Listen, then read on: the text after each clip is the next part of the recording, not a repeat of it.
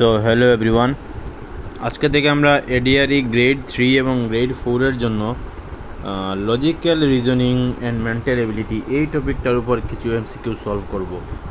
তো topic wise আমরা সেগুলোকে রাখার চেষ্টা করব। যেমন আজকে যে টপিকটা নিয়ে আমরা আলোচনা করব বা আরও দু একটা ভিডিও হয়তো এই টপিকটার উপরই কন্টিনিউ রাখতে হবে, যেহেতু টপিকটা একটু বড় আছে। Series completion. তো প্রথমেই আমরা দেখে নিই সিরিজ কমপ্লিশনে আমরা আসলে কী ধরনের প্রবলেমগুলো সলভ করব।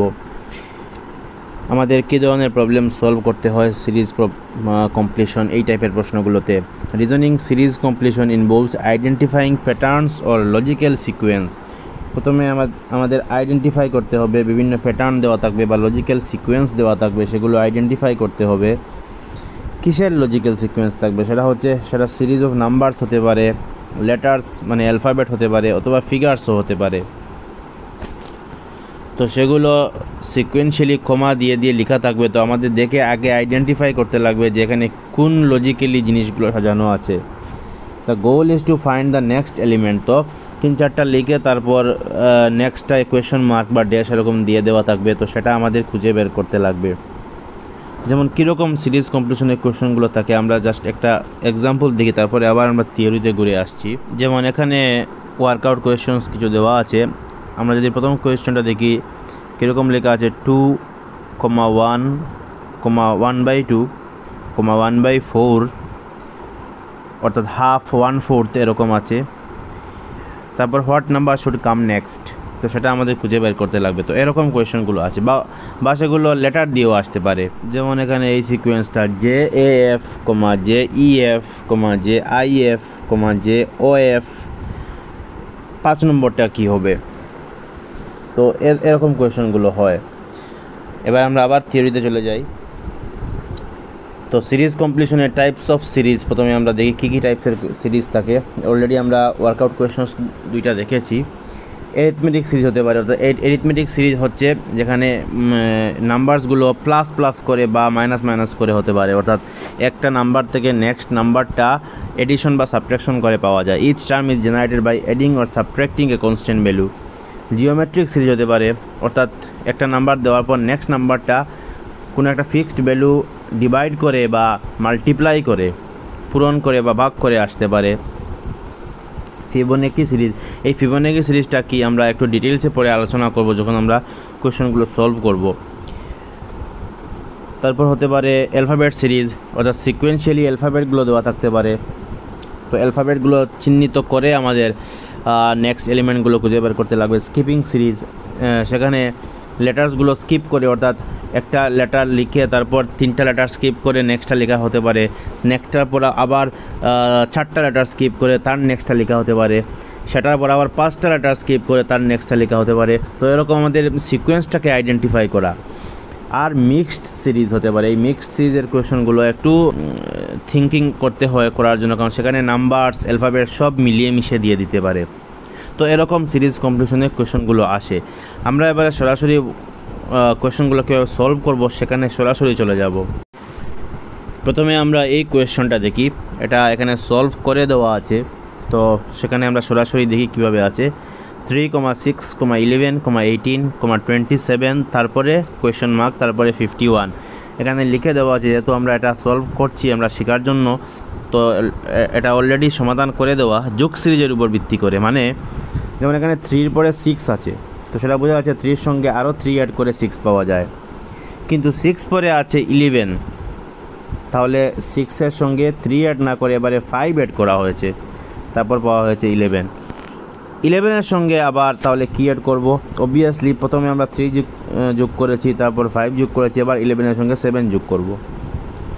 এই যোগ যেটা করব সেটাও 2 করে বেড়ে যাচ্ছে, সেটাও ফিক্সড না হয়ে 2 করে বেড়ে যাচ্ছে। প্রথমটার সঙ্গে 3 প্লাস, দ্বিতীয়টার সঙ্গে যেটা পেলাম 6 সেটার সঙ্গে 5 প্লাস, তারপর যেটা পেলাম 11 সেটার সঙ্গে 7 প্লাস, 18 হলো। 18 পাওয়ার পর সেটার সঙ্গে 7 প্লাস না করে 9 প্লাস করেছি 27। তো অবভিয়াসলি তারপর 11 প্লাস করে যেটা পাবো 38। সঠিক উত্তর হবে আমাদের 38, অর্থাৎ কোয়েশ্চন মার্কের জায়গায় 38 হবে। তো আমরা সহজেই বুঝে গেছি এটা। তারপর আমরা যদি দেখি কোয়েশ্চন নাম্বার 2, 50, 45, 40, 35, 30, এটা তো একদম সিম্পল। মানে আমরা প্রথমে সিম্পলগুলো করছি এই কারণে যাতে আমরা আস্তে আস্তে কমপ্লেক্সের দিকে যাব। তো এটা 5 মাইনাস করে সুতরাং 30-র পর 5 মাইনাস ডিজিট হবে 25, তারপর ফিগারটা আসবে। তারপর কোশ্চেন নাম্বার 3, 5, 11, 24.2, তারপর 53.25, এরকম যদি দেখা যায় একটু সিরিজটা একটু কমপ্লেক্স হয়ে যাচ্ছে, তারপর আমাদের তখন দেখেই আমাদের বুঝতে লাগবে সেটা প্লাস বা মাইনাস থেকে মাল্টিপ্লাই অর্থাৎ গুণ হওয়ার সম্ভাবনা বেশি, পূরণ হওয়ার সম্ভাবনা বেশি। তখন আমরা 5-এর সঙ্গে আমরা এই যেটা আমাদের বুঝে নিতে লাগবে যে তাহলে কত পূরণ হলো।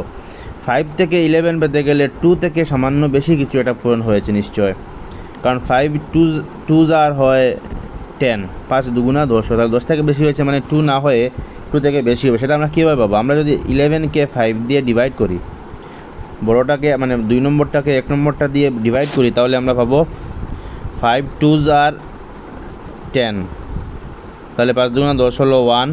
এখন 1-এর সঙ্গে এখানে ডেসিমেল পয়েন্ট দশমিক বিন্দু বসিয়ে আমরা একটা 0 নামাবো, তখন হবে 10, অর্থাৎ আরও দুবার যাবে, ডেসিমেল পয়েন্টের পর আরও 2 আসবে, 10 হয়ে আমাদের ফলটা আসবে 2.2, অর্থাৎ এই 2.2টাই আমাদের কনস্ট্যান্ট ভ্যালু হয়েছে।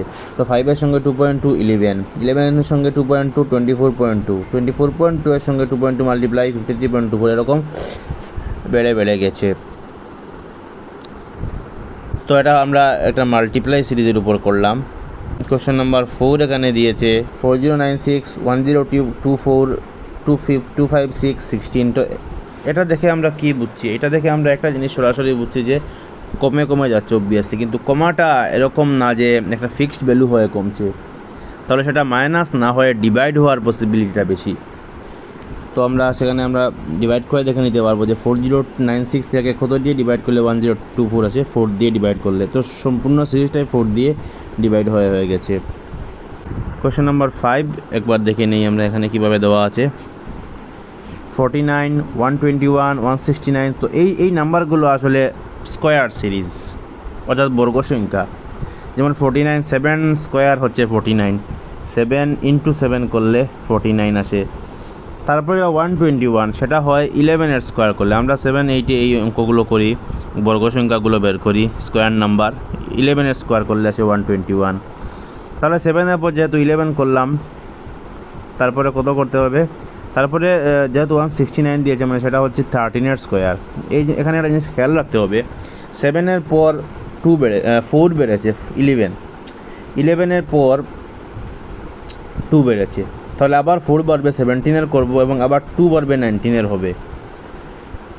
তো এরকম আমরা স্কোয়ারগুলো বের করে এখানে স্কোয়ার বের করে আমাদের করতে লাগবে। তো যেখানে 169 পরে 17-এর স্কোয়ার 289 হবে আমাদের কারেক্ট অপশন। তো আগে যে ওয়ার্কআউটটি আমরা শুরু করেছিলাম বা প্রশ্নগুলো দেখিয়েছিলাম সেগুলো এবারে আমরা সলভ করব। তো কোশ্চেন নাম্বার 1 হচ্ছে 2, 1, 1/2, 1/4, what number should come next. তো এখানে আমরা সহজেই বুঝতে পারছি 2-র পরে 1 এসেছে অর্থাৎ হাফ হয়েছে, 1-এর পরে এসেছে 1/2 মানে আরও হাফ হয়েছে, 1/4কে আরও অর্ধেক করলে আসবে 1/4, আর 1/4কে আরও অর্ধেক করলে অবভিয়াসলি আসবে 1/8। তো বি হবে কারেক্ট অপশন। তবে কোশ্চেন নাম্বার 2-তে বলেছে 7, 10, 8, 11, 9, 12। এই সিকোয়েন্সটা একটু ভালো করে লক্ষ্য করলে দেখা যাবে যে 7 থেকে 10 হয়েছে মানে +3 হলো, আবার 10 থেকে 10-এর পরে আসলো 10-এর পরে আসলো 8। তো প্রথমে +3, তারপর -2, 8 হওয়ার পর আবার +3 11, তারপর আবার -2 9, তারপর আবার +3 12, তারপর আবার -2 হলে হবে 10। তারপর কোশ্চেন নাম্বার 3, এটা খুবই সিম্পল, এটা আপনারা নিচে কমেন্টে জানাবেন যে এটার আনসার কী হবে। একদম সিম্পল কোশ্চেন এটা। তারপর কোশ্চেন নাম্বার 5, 6 এগুলো আপনারা নিচে কমেন্ট করে জানাবেন যে আনসারটা কীভাবে আসলো। আমরা কোশ্চেন নাম্বার 7টা আপনারা করবেন, এটাও একদম সিম্পল আছে। আমরা কোশ্চেন নাম্বার 8টা একবার দেখি। 3, 4, 7, 8, 11, 12 what number should come next? তো 3 এর পর 4 অর্থাৎ 1 প্লাস হয়েছে, তারপর 4 এর পর আসলো 7, প্রথমে 1 প্লাস তারপর 3 প্লাস, 7 এর সঙ্গে 1 প্লাস 8, 8 এর সঙ্গে 3 প্লাস 11, 11 এর সঙ্গে 1 প্লাস 12, 12 এর সঙ্গে 3 প্লাস, তো আনসার হবে 15।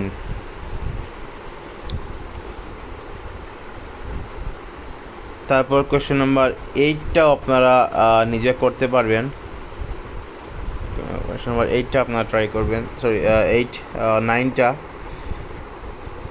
তারপর এখানে কোয়েশ্চেন নাম্বার 10টা যদি আমরা দেখি, 31, 29, 24, 22, 17 what number should come next? তো 31 থেকে 29 মাইনাস 2 হয়েছে, তারপর 29 থেকে 24 মাইনাস 5 হয়েছে, 24 থেকে 22 আবার মাইনাস 2, 22 থেকে 17 আবার মাইনাস 5, আবার যদি মাইনাস 5 মানে এর নেক্সটটা মাইনাস 2 হতে লাগবে, অর্থাৎ 17 থেকে মাইনাস 2 হয়ে 15 হবে আনসার। তো এরকম আপনারা এই কোয়েশনগুলো সলভ করবেন। আমরা আরও দু একটা প্রশ্ন এখানে আমরা সলভ করে বাকিগুলো আপনাদের জন্য ছেড়ে দেব। তো যদি আমরা কোয়েশ্চেন নাম্বার 12টা দেখি, 14, 28, 20, 40, 32, 64। তো এই সিকোয়েন্সটা একটু ভালো করে লক্ষ্য করলে আমরা সহজেই বুঝতে পারবো। প্রথমে 14 দিয়ে স্টার্ট হয়ে তার ডাবল করা হয়েছে 28, 28-এর পর 8 কমিয়ে করা হয়েছে অর্থাৎ -8 করে করা হয়েছে 20, তারপর আবার ডাবল করে হয়েছে 40। তো 40 হওয়ার পর যেহেতু ডাবল করেছে, নেক্সট কাজটা হবে আমাদের -8 করা অর্থাৎ 32-এর পর আবার ডাবল করব 64, ডাবল করার পর নেক্সট কাজটা থাকে আমাদের -8 করা অর্থাৎ 64 থেকে -8 সেটা হবে 56। এই কোশ্চেনগুলো আপনারা সলভ করবেন। আমরা একটু নিচের দিকে চলে যাচ্ছি।